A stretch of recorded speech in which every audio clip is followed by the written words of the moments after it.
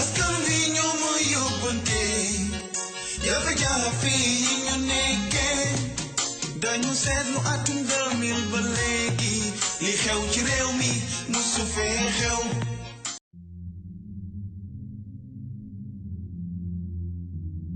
wallahi dafay jeex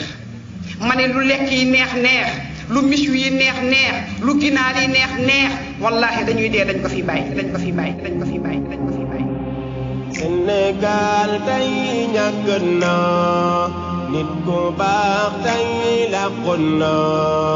député bi di Marie-Louise Diouf Sall nag bokkoon ci coalition Benno Bokk Yaakaar bu njiitum réew Macky Sall daal dina rek ñàkk bakkanam loolee àllarba bi ñu génn yemook juróomi fan ak ñeent ci weeru décembre ci atub 2020 fii ci Ndakaaru ci noonu nag lañ ko daal di rek ropp ca sëgg ya nekk ca Yoff ñi daal di fàttali rek itamit ni kii di Marie-Louise Diouf Sall nekkoon na ab docteur ci loolee ñuy wax philosophie waaye itamit jàngale na foofee ca université Cheikh Anta Diop bu Ndakaaru laata rek muy liggéeyal ñii di waa Nations Unies fii ci Sénégal ak foofee ca États-Unis gannaaw ba mu jugee ca France googu mu jàngee nag Marie-Louise Diouf Sall nag nekkoon na ab bindkat ci noonu nag la ñu daal di rek fësal ab téereem bu njëkk ci atub 2006 bu ñu tuddee woon l'autre genre beneen bi ci topp ñu dippee woon ko asphalte waaye itamit gannaaw loolu ñu daal di fësal téereem bu gën a màgg ñu daal di fàttali rek ni Marie-Louise Diouf Sall moomee sax muccul benn yoon ci lii di mbasub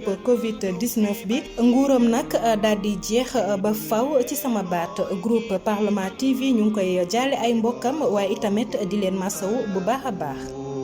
Sénégal kay ñàkk na